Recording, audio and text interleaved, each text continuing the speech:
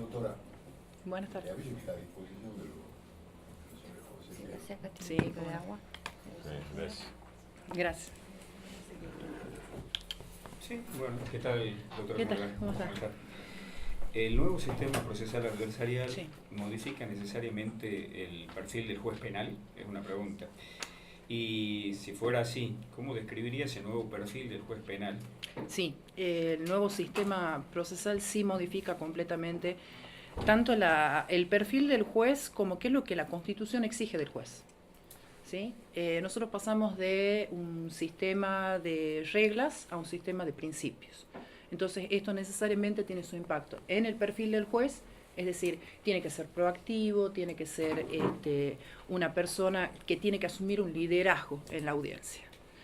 Esto es lo que ha generado uno de los grandes problemas en las distintas jurisdicciones de los lugares donde vienen afrontando los procesos de reforma, porque el juez tiene que asumir esta actividad con una agilidad para poder manejar y dirigir, conducir las audiencias, y a su vez, porque no es lo mismo dirigir que ser un líder, ¿sí? Entonces, asumiendo este liderazgo, tiene que garantizar la igualdad de partes, es decir, garantizar y dar agilidad a la bilateralidad.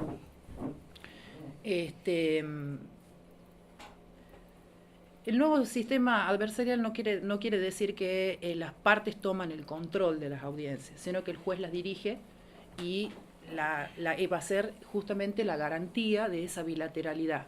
Es decir, el juez es quien va a controlar que esa discusión entre las partes tome los carriles adecuados y pueda realizarse ese principio de celeridad. La otra pregunta, disculpe, doctor. Eran dos en uno. Eran dos en una. Muchas gracias. Ahí, doctora, en Sí. el caso que usted llegue a ser vocal de Cámara, ¿cómo, teniendo en cuenta el artículo 35 de la ley 5480, Sí. cómo resguardaría los honorarios de los abogados? Bueno, yo creo cobro de los honorarios el cobro de de los honorarios de los abogados. Bueno, yo creo que hay que partir de la base que los honorarios de los profesionales tienen carácter alimentario. ¿Sí? Entonces, yo en este momento soy defensora oficial, pero comparto alguna tarea con los abogados, pero sí veo que por ahí muchas sentencias, los honorarios se difieren, honorarios para su oportunidad, o bien, una vez que acreditada la situación ante la FIP, etcétera. Pero yo creo que la primera medida que hay que tomar es darle justamente esa certeza a lo que es la labor profesional. En primer lugar, creo que tiene que jerarquizarse la labor del profesional y tomar en cuenta, y los honorarios tienen que ser regulados de acuerdo a la calidad del servicio que se presta, y garantizarle al letrado de que pueda cobrar sus honorarios, porque justamente de eso vive. ¿De qué manera los puedo garantizar? Bueno, si estamos en un proceso donde podemos tener bienes embargados o algo, pueden evitarse los levantamientos de embargo hasta tanto se cobren los honorarios, como sucede en la parte civil. En otras situaciones, bueno, podrá analizarse en cada situación particular, pero sí creo que tienen que regularse los honorarios, tienen que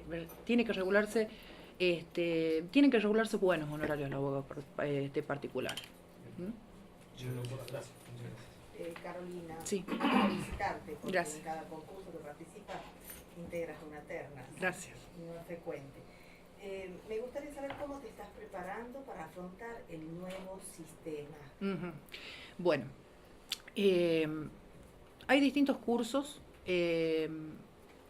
Yo vengo con una preparación desde que comencé mi maestría en Derecho Procesal en el año 2015. Nosotros en la maestría de Derecho Procesal de la Universidad de Rosario vemos la parte de litigación oral.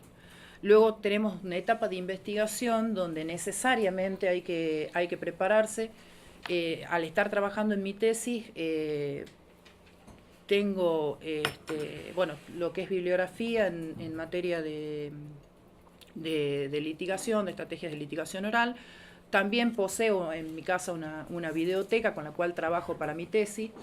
Y cada vez que tengo oportunidad de viajar, trato de ir a conocer algunas audiencias. Por ejemplo, la oportunidad que tuve de estar en México el anteaño pasado, ellos están en un proceso de reforma que salen de un proceso inquisitivo y entran en un proceso adversarial. En el año 2008 se sanciona y ellos recién empiezan a implementarlo en el año 2016. Entonces, cuando yo estaba en México, traté de ir, bueno, no tuve suerte de poder asistir a las audiencias porque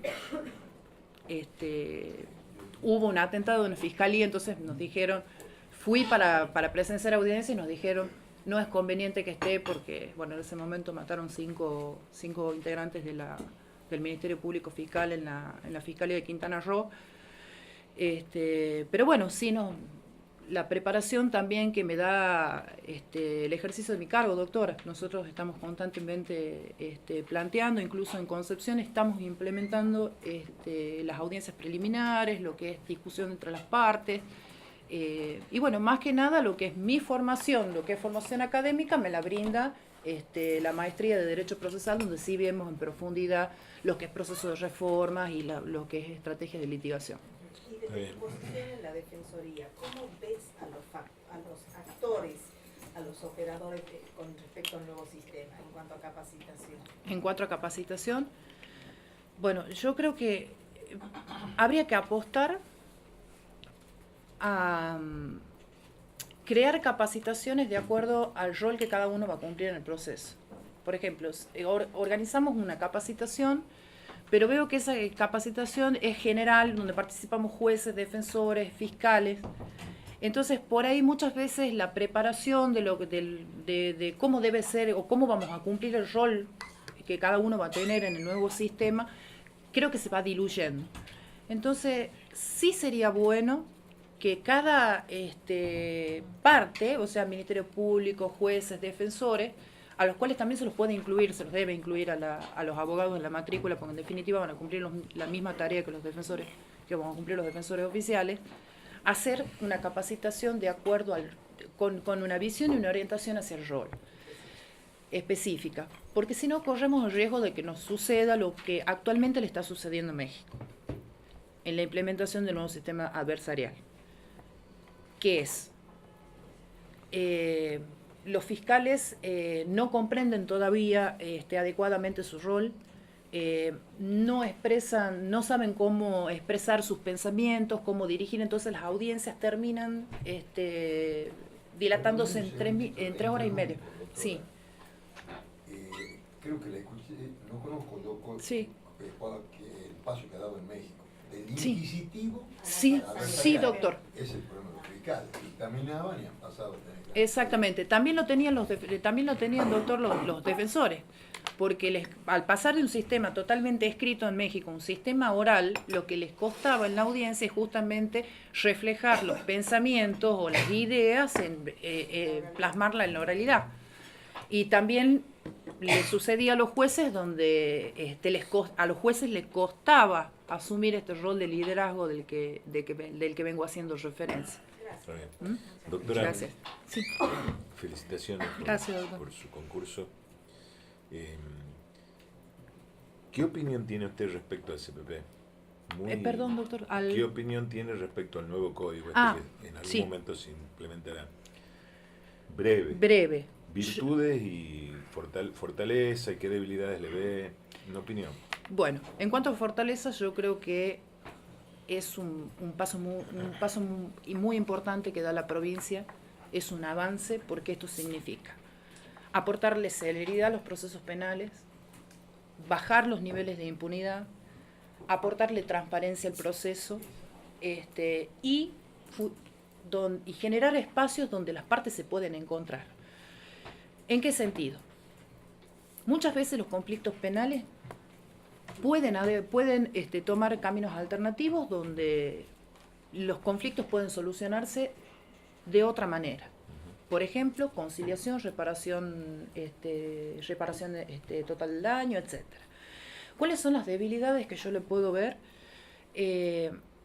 Nosotros hemos comenzado por una reforma al procedimiento.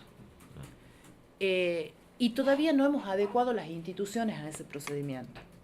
A diferencia de lo que sucede en el proceso de reforma de procesal de la Nación, donde comenzaron adecuando constitucionalmente en el 94, consagrando la independencia del Ministerio Público, la independencia de la defensa, donde va tomando institucionalmente cada uno, se va armando institucionalmente, ¿sí?, lo que es la institución para que ese nuevo proceso pueda funcionar adecuadamente.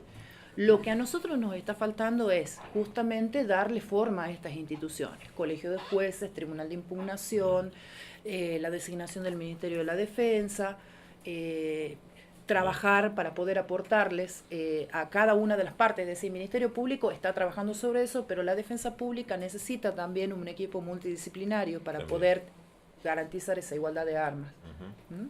Perfecto. Claro. Muchas gracias, doctor. Gracias, Bien. doctora. Muchas gracias. ¿Desocupada? Sí, Bueno, sí. muchas gracias por estar. Gracias. Buenas tardes, doctor. Buenas tardes. Felicitarlo por esta nueva entrevista a la que ha llegado. Sí, muchas gracias. Me gustaría que nos contara cómo se está preparando o cómo se ha preparado usted para, en el hipotético caso, bueno, asumir como juez en el nuevo sistema penal. Bien. Cuando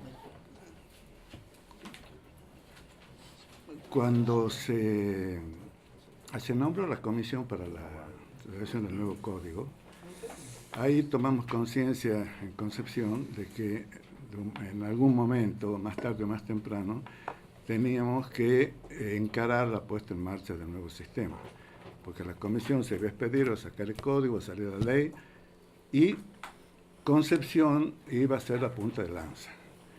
Y dentro de Concepción, los jueces Fermoselle y Acosta iban a dar el puntapié inicial.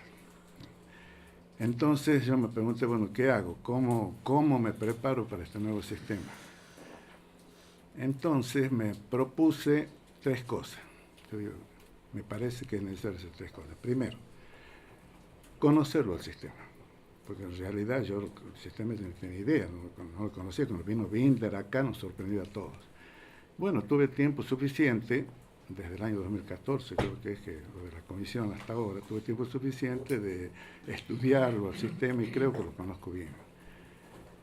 Lo segundo, y me parece que es lo más importante, era estudiar, averiguar, informarse de cómo ha sido aplicado el sistema en otras jurisdicciones y en especial en otros países. Tengo entendido que en algunas partes se anduvo bien, en otros anduvo más o menos, tuvo ciertos problemas, y en otros se habla de fracaso. Caso concreto, algunos estados de México, Puebla, Jalisco, Aguascalientes, Chiapas, Chihuahua, Veracruz y algún otro que no me acuerdo en este momento. Entonces,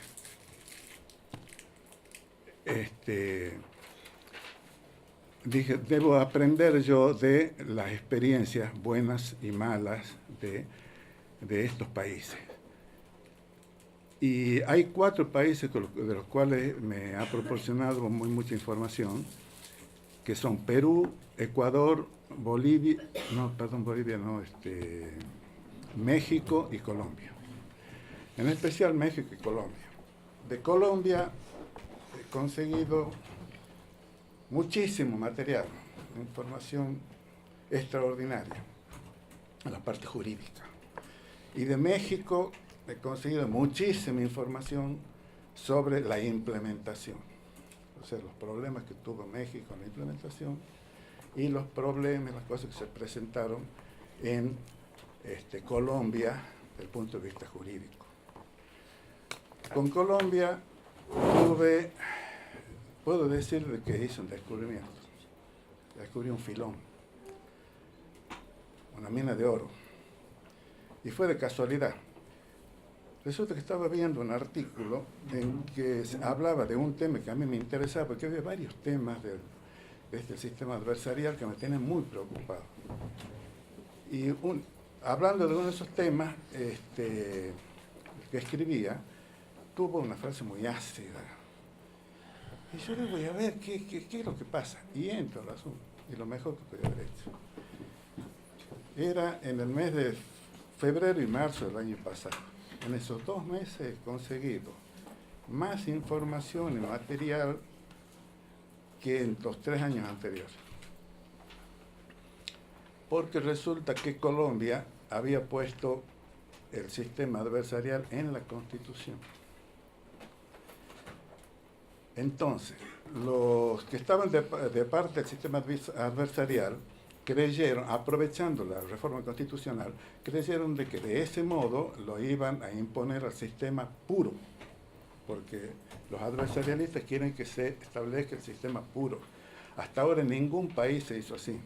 Todos los países tomaban del sistema adversarial los que les parecía y los que no, o algunas cosas las modificaban, así. Eso molestaba a los que están de parte del sistema adversarial. Decían que se tiene que aplicar puro.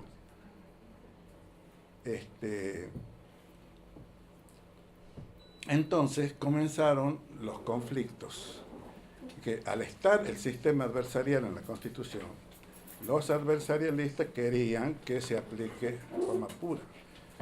¿Y qué pasa? Cuando se dicta el Código Procesal Penal, había muchas cosas que no eran del sistema adversarial. Entonces, enarbolando la Constitución, hicieron el planteamiento ante el Tribunal Constitucional de Colombia de que esas normas del Código Procesal Penal eran inexequibles. En verdad, no lo conocía yo. Ellos lo emplean como nosotros empleamos en la constitucionalidad. Es decir, tal cosa es exequible, es decir, acorde a la Constitución, o inexequible, se opone a la Constitución. Entonces, los adversarialistas plantearon de que tales normas del Código Procesal Constitucional eran inexequibles. Y bueno, y los opositores a ellos decían que no, y el Tribunal Constitucional resolvía. Bueno, yo descubro esa jurisprudencia y a la par descubro otra jurisprudencia de los otros temas que a mí me interesaban. Imagínate, estaba fascinado. Me sentía como Ali Baba cuando descubrió la cueva de los 40 ladrones. Tenía todos los tesoros juntos. Y bueno, hice acopio de todo ese material, lo estudié al material. Y eso me proporcionó una tranquilidad muy grande, porque yo tenía varios interrogantes no resueltos, varias dudas sobre temas importantes, que digo, y si se me plantean cuando esté el sistema adversarial, se plantean estos temas que hago. Y ya con este material he disipado todas las dudas, he encontrado la respuesta a todos los interrogantes y me siento muy tranquilo. Muy tranquilo porque tengo el respaldo de eso. Porque nosotros los abogados, cuando tenemos un tema importante, un tema difícil, un tema en el que no hay antecedentes, ya sea que estemos como abogados haciendo alguna presentación o como jueces resolviendo sobre el tema, nos sentimos un poco inseguros por más que lo hayamos estudiado bien al asunto. Ahora, si tenemos doctrina, tenemos jurisprudencia, tenemos antecedentes jurídicos que no se les puede llamar doctrina porque pueden ser simples monografías, si tenemos todo eso detrás nos sentimos muy seguros.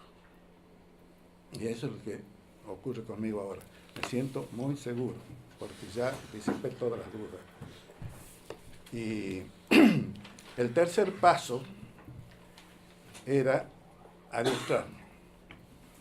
¿Por qué? Porque lo que aprendí yo al estudiar el sistema adversarial, de que el adiestramiento, la capacitación es fundamental. Fundamental, no es que es importante, es fundamental. Si los operadores jurídicos no están capacitados, no pueden funcionar en el sistema adversarial. Y les pongo un ejemplo. Jalisco. Jalisco, Justo leí en un diario del Heraldo, que se llamaba de Jalisco, en que hablaba el gobernador y explicaba y reconocía el fracaso del sistema empresarial. Y decía, ¿por qué? Falta de capacitación de los operadores jurídicos. Y dice, ¿cómo? Después de varios años, ¿qué había pasado?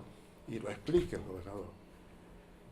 Habían capacitado gente durante 3 meses, pero parece que todos los operadores eran contratados, no eran gente como acá designada. Entonces, después de 3 años o más, no sé si por un problema eleccionario, alguna cosa así, no les renovaban el contrato a todos estos, que era 350, y trajeron gente nueva. Al año se pone en vigencia el código, y resulta que había algunos que estaban mal preparados y otros que directamente no sabían dónde estamos parados. Entonces explicaba el gobernador de que ese había sido el problema, pero que le den tiempo, de que se iba a capacitar la gente y que tenía fe de que se iba a implementar bien la reforma esta, ¿no? Bueno, con esto les quiero señalar la importancia que tiene la preparación. Es por eso que me estoy preparando todavía.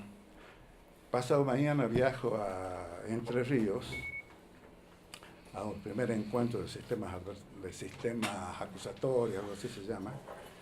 Y en octubre viajo a Chile, donde se hace un curso de litigación oral que me resulta muy interesante porque yo hice varios cursos de litigación oral en los 4 años, porque son cursos cortos, de 3 días, 5 días. Y cuando yo con la maestría que estaba haciendo viajaba mucho a Buenos Aires, aprovechaba y me hacía un cursito, ¿no? Pero ¿qué pasa? Todos esos cursos son para litigantes, es decir, litigación oral para litigantes, acusación y defensa. Este de Chile es exclusivo para jueces, es decir, le enseñan a uno a manejar las audiencias. Entonces eso no me lo quiero perder. Gracias. Así que, Muy bien. Doctor, disculpe. Usted vive en Tucumán. sí. Yo salgo del tema, le pregunto de otro tema. Soy muy proclive a tomar en cuenta la opinión de la ciudadanía respecto a los candidatos jueces. En el caso suyo ha habido algunas impugnaciones. Y puntualmente una de ellas refiere a la cuestión del cumplimiento de los horarios, ¿sí? Me he ido a su responde y usted no ha hecho referencia a ese tema, lo ha salteado, no ha dado respuesta a esa temática. Entonces mi pregunta es, ¿tiene viso de realidad esa opinión del ciudadano respecto de dificultades para el cumplimiento de horarios? Y si así fuere, por eso le preguntaba cuál era su lugar de origen, ¿usted cree que resulta dificultoso el ejercicio de la judicatura cuando hay 100 kilómetros o 80 kilómetros de distancia entre el domicilio real y el domicilio laboral? No, absolutamente no. Yo durante años fui en una combi. La combi salíamos a las 7 de la mañana de aquí, estábamos a las 8, 8 y 5, estábamos allá. Y después a la 1 me volvía.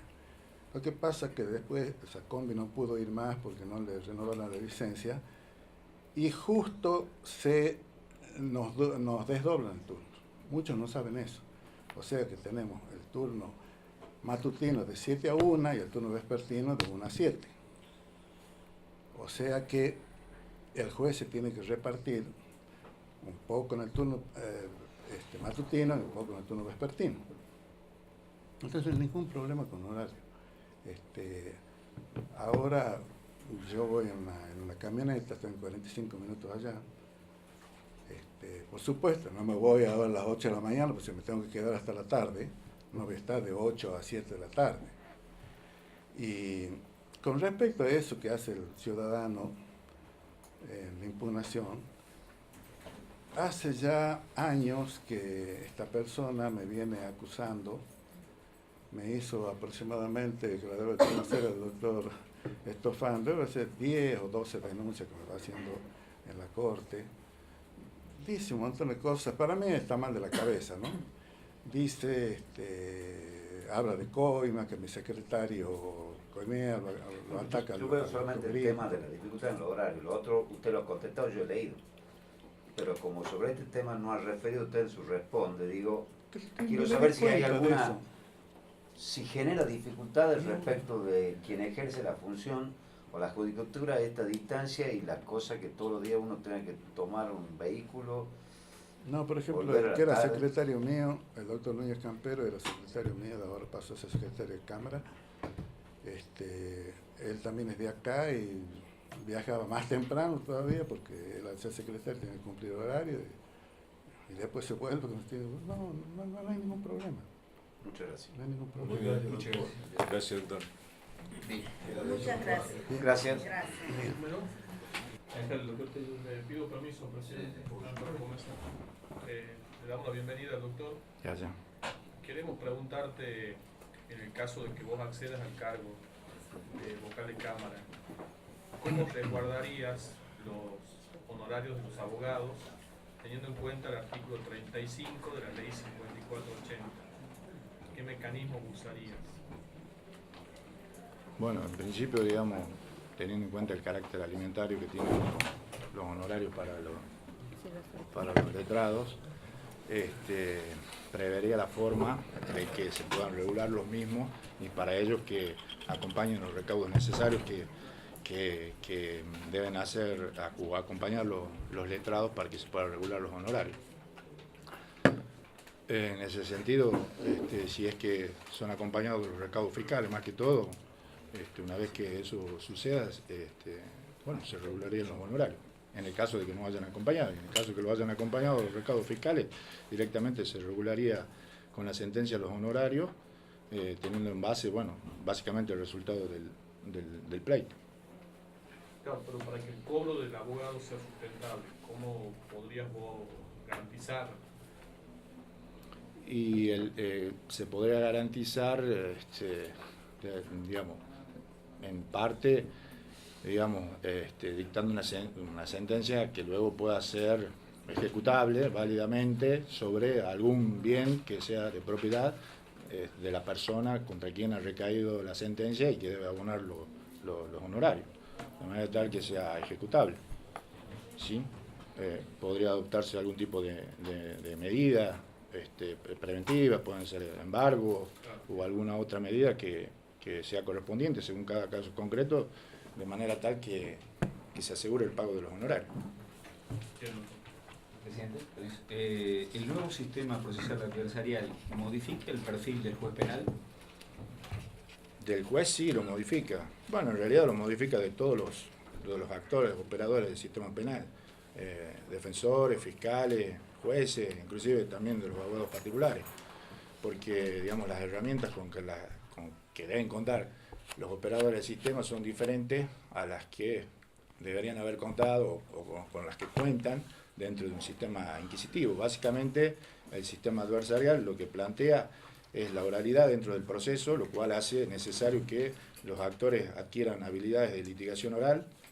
Digamos, es un sistema que tiende a que se efectúen audiencias públicas, inclusive en las primeras etapas del proceso, cosa que actualmente no existe, o sea, lo que se conoce como la investigación penal preparatoria. Para ello, digamos, el juez también debe estar preparado. Si bien es cierto, el juez no litiga, porque no litiga personalmente, pero sí debe conocer las reglas de la buena fe procesal, de la igualdad de las partes, para que pueda resolver los distintos planteos que se vayan suscitando durante las audiencias públicas. Creo que también es muy importante la imparcialidad y la imparcialidad, teniendo en cuenta que en el anterior sistema, o actual sistema, digamos, hablo como... Sí, Estamos en la transición. sí, en la transición, exactamente. El juez, digamos, asumía muchas veces el rol de parte, ¿sí? ¿Por qué no decirlo? Muchas veces indagaba, preguntaba, algunas veces en la búsqueda de este fin que algunos cuestionan de la verdad real o la verdad histórica, habilitaba al juez, inclusive los sistemas procesales lo habilitaban y lo habilitan para que puedan hacer preguntas aclaratorias en algunos casos, pero valiéndose de esas supuestas preguntas aclaratorias terminaban, digamos, por ahí inclinando la balanza ya sea para la defensa o para la acusación, con lo cual se estaría vulnerando el principio de igualdad de armas, que es uno de los principios fundamentales dentro del dentro del sistema adversarial penal. ¿No? Todavía no está Y aplicado. dentro de ese sistema, ¿qué opinión tenés vos de los mecanismos de resolución de conflictos? Bueno, justamente el sistema adversarial, digamos, tiene dos alternativas. Una que es los juicios de conocimiento propiamente dicho, ¿no? Que sería esto que estamos hablando, que son la celebración de las audiencias y del juicio o debate oral y público, que lo que tiende es a la aplicación en definitiva de una pena si se condena o si no de la absolución. Y luego tiene, digamos, la posibilidad de salidas alternativas a la pena, que son procesos más que todo composicionales, que no tienen la estructura propia de un litigio. Entonces ahí también, no sé quién me preguntó sobre las habilidades que debería tener el juez, el rol que cumple efectivamente el juez no es el mismo que cumple en un juicio de conocimiento, porque en el juicio de conocimiento, como dije anteriormente, es un rol más bien neutral, de director, de parte, no parte, sino de un tercero neutral dentro del proceso, y no tiene o no debe tener una actividad procesal que pueda hacer variar el principio de igualdad de armas. Pero dentro del proceso composicional, como lo que se busca es una salida alternativa a la pena, sí puede y debe, digamos, arbitrar los medios para que se pueda arribar válidamente a un acuerdo. Puede ser una conciliación, puede ser una mediación penal, puede ser una reparación integral de la víctima, que son algunas de las salidas alternativas que prevé el nuevo Código Adversarial. Y dentro de ese proceso sí, digamos, tiene que tener una actitud más bien proactiva, ¿no? Tendiente a lograr una justa composición de los intereses en pugna, de manera tal que las partes salgan satisfechas con el acuerdo que se podría haber arribado. ¿No? Digamos, se dice que nunca, digamos, hay un grado de satisfacción perfecto del 100%, porque siempre, digamos, en toda negociación implica, digamos, que cada una de las partes pueda ceder algunas de sus posiciones. Pero, digamos, de esa forma, esa es otra de las habilidades, digamos, que los abogados se supone que también tienen que adquirir, es la capacidad de negociación, que es distinta a la capacidad de litigación. Entonces, de manera tal que puedan arribar a un acuerdo y que se ponga solución final al conflicto. Dice Binder que tampoco se debe dejar a cabo suelto, porque muchas veces se arriba a acuerdos y no se prevé cómo ese acuerdo se va a cumplir, cómo ese acuerdo se va a controlar. Es decir, que el juez debe ver, digamos, de que ese acuerdo que se ha celebrado no sea puramente abstracto luego, sino que efectivamente se cumpla en los hechos, que haya una etapa de seguimiento y que efectivamente el conflicto sea superado y se restaure la paz social, que es lo que se busca con el nuevo sistema adversarial. Muy bien, doctor. ¿Alguna otra pregunta? Yo una sola, doctor, buenas tardes. Primero felicitarlo. Buenas tardes, doctora, gracias. Usted se desempeña como fiscal de Concepción. Sí. Fiscal que ha ingresado a ese cargo a través de un concurso también. Sí. Consejo Asesor de la Magistratura. 2011, sí. En el año 2011. ¿Cómo es su día en la ciudadanía? Le hago esta pregunta porque hay mucha preocupación de la ciudadanía sobre los jueces que están en sus despachos. Entonces, cuéntenos cómo es su día. Bueno, un día en la Fiscalía de Instrucción es un día que con mucha actividad, ¿no? Mucho trabajo.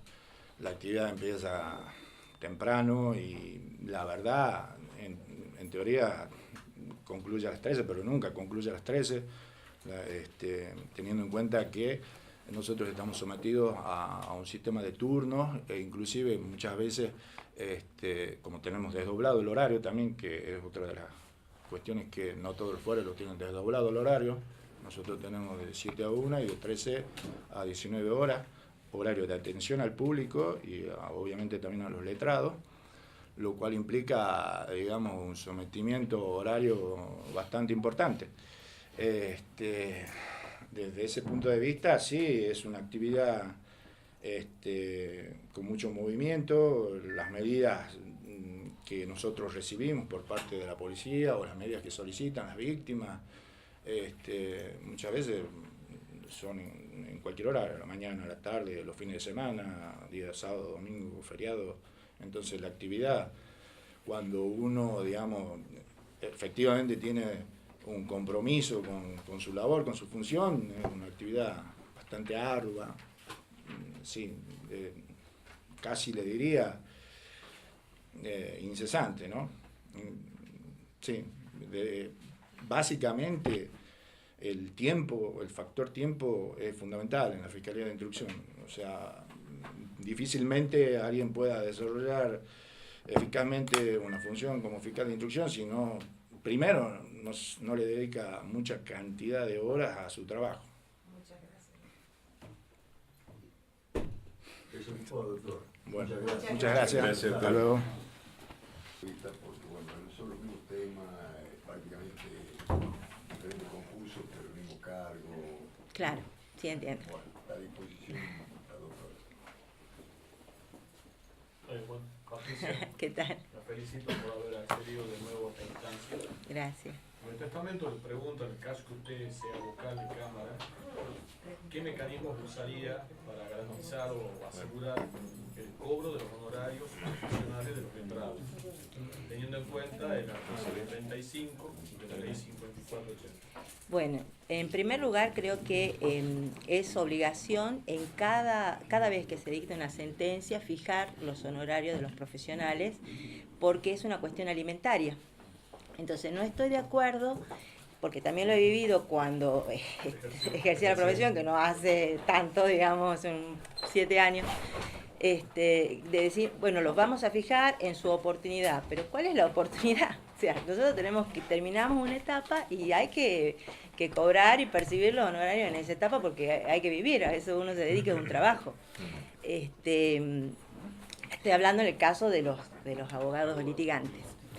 Y entonces tampoco estoy de acuerdo con la, digamos, con el previo que ponen. Vamos a fijar los honorarios profesionales una vez que los letrados cumplan con o acompañen la documentación que dice cuál es su condición frente a la FIP. Entonces, fundamentalmente el mecanismo es dictar la sentencia cuando corresponda. Muchas gracias. En la sentencia regula los honorarios. Regulo los honorarios. Después ya que se mueve el abogado. Exactamente. Sí. Correcto. Sí. Sí, porque lo he vivido en carne propia, así que... Sí. No demorar, exactamente. Tal cual. Hay que ser expedito. Bien, doctor. De todas formas, la regulación de honorarios no depende de que esté inscrito, o sea, no tiene que ver la regulación de honorarios. Después veré qué pasa con la parte. Exactamente, exactamente, es lo que pienso. Bueno, doctora, felicitaciones. Gracias. Yo tengo una pregunta sobre el nuevo Código Procesal Penal y lo más breve posible que puedas, tu opinión sobre virtudes, fortalezas y debilidades que le ves además en esta transición y mudar del viejo sistema al nuevo.